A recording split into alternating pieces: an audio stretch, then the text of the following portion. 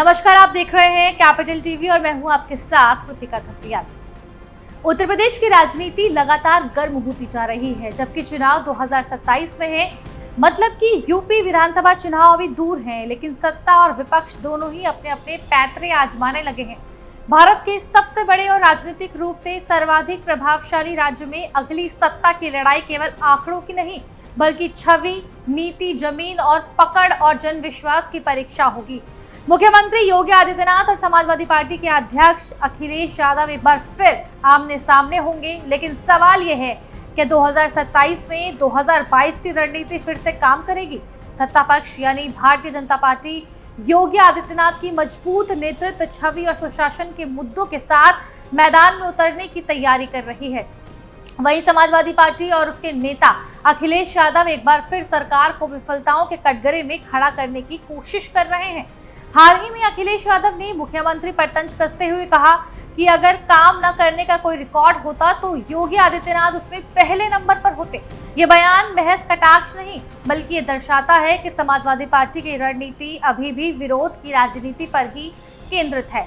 वही रणनीति जो 2022 में नाकाम साबित हुई थी। 2022 का चुनाव सपा के लिए एक वेकअप कॉल था। भाजपा ने 403 में से 255 सीटें जीतते हुए सत्ता बरकरार रखी। सपा ने 111 सीटों पर जीत हासिल की, जो कि उनकी पुरानी स्थिति से बेहतर थी, लेकिन सत्ता से कोसों दूर। तब अखिलेश यादव ने चुनावी रैलियों में सरकार की हर योजना, हर नीति और हर फैसले की आलोचना की थी, लेकिन जनता ने सिर्फ विरोध के एजेंडे को नकार दिया। 2027 की तैयारी में अब भी वही पैटर्न दिख रहा है। योगी सरकार की योजनाओं पर कटाक्ष, अपराध के मामलों को उछालना और आर्थिक असमानता का मुद्दा उठाना। पर क्या ये दोहराव जनता को प्रभावित करेगा या ये दिखाएगा कि समाजवादी पार्टी के पास अब कोई नया रोड मैप नहीं है? बीते 8 वर्षों में योगी आदित्यनाथ की सरकार ने प्रदेश की प्रशासनिक संरचना को बदलने का दावा किया है और कुछ हद तक इसमें सफलता भी हासिल की है। सबसे बड़ा मुद्दा रहा है कानून व्यवस्था।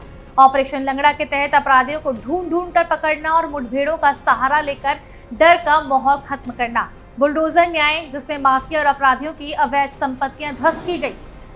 पुलिस सुधार, जहां थानों में राजनीतिक हस्तक्षेप को रोका गया और अधिक जवाबदेही लाई गई। हालांकि विपक्ष इस पूरी प्रणाली को प्रोपेगेंडा और अति अधिनायकवादी बता रहा है, लेकिन आम जनता, खासकर मध्यम वर्ग और महिलाओं में इस सख्त रुख के प्रति एक तरह का समर्थन देखा गया है।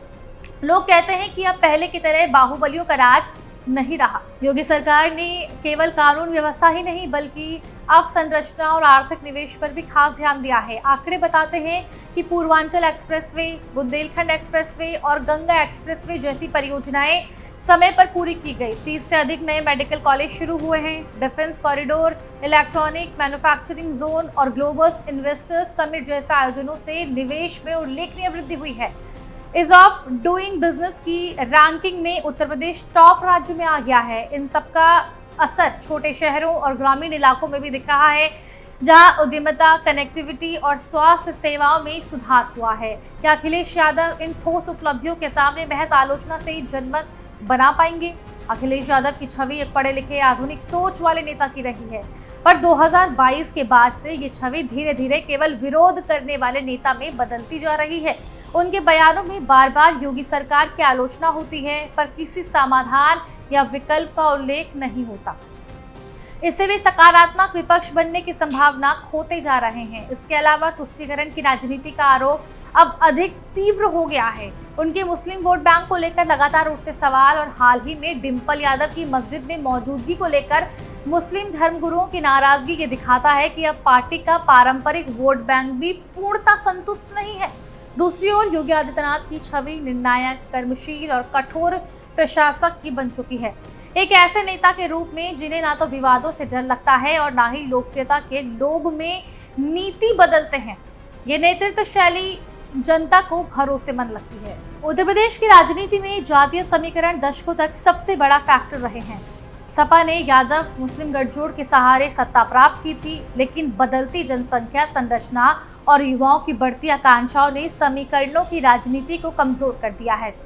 आज का युवा जाति से पहले नौकरी, शिक्षा और अवसर को महत्व देता है। महिलाएं सुरक्षा और सम्मान चाहती हैं। मध्यम वर्ग भ्रष्टाचार से मुक्ति और व्यवस्था में पारदर्शिता चाहता है।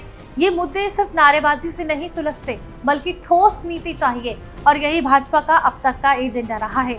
लोकतंत्र में विपक्ष की भूमिका केवल सत्ता की आलोचना करना नहीं होती, बल्कि विकल्प देना भी आवश्यक होता है। लेकिन वर्तमान सपा के पास ऐसा कोई स्पष्ट, व्यवहारिक और भविष्यवादी एजेंडा दिखाई नहीं देता। न अर्थव्यवस्था पर ठोस दृष्टिकोण, न स्वास्थ्य शिक्षा नीति की वैकल्पिक योजना, न शासन में नवाचार या पारदर्शिता को लेकर विचार।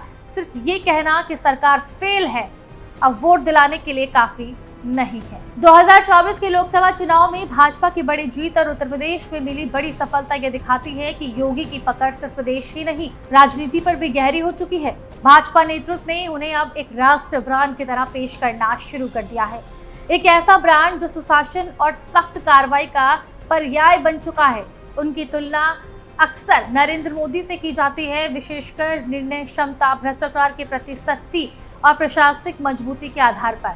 अगर यही गति बनी रही तो 2027 में भाजपा योगी को अजेय मुख्यमंत्री की तरह पेश कर सकती है। 2027 का चुनाव केवल अखिलेश और योगी के बीच नहीं है। ये लड़ाई सिर्फ विरोध बनाम वैकल्पिक नीति, छवि बनाम अनुभव और वादा बनाम प्रदर्शन के बीच होगी। अगर सपा जनता के सामने स्पष्ट एजेंडा, ठोस नीति और नेतृत्व का भरोसा नहीं दे पाई तो जनता उसी नेता को चुनेगी जिसने 8 सालों में जमीन पर बदलाव दिखाए हैं। अखिलेश यादव के पास अब भी वक्त है, उन्हें अपने काम पर ध्यान देना चाहिए। सब सरकार की आलोचना करेंगे, उसके कामों पर कोई ध्यान नहीं देंगे, सिर्फ जनता को गुमराह करेंगे तो तय मानिए 2027 चुनाव भी वो हार रहे हैं। और अभी तक उनकी राजनीति का जो हाल है उसमें तो बिल्कुल साफ दिख रहा है कि 2027 में भी अखिलेश विपक्ष में बैठने जा रहे हैं और उनकी सीटें पहले से भी कम आएंगी। फिलहाल के लिए केवल इतना ही। बने रहिए हमारे साथ और देखते रहिए कैपिटल टीवी उत्तर प्रदेश। धन्यवाद।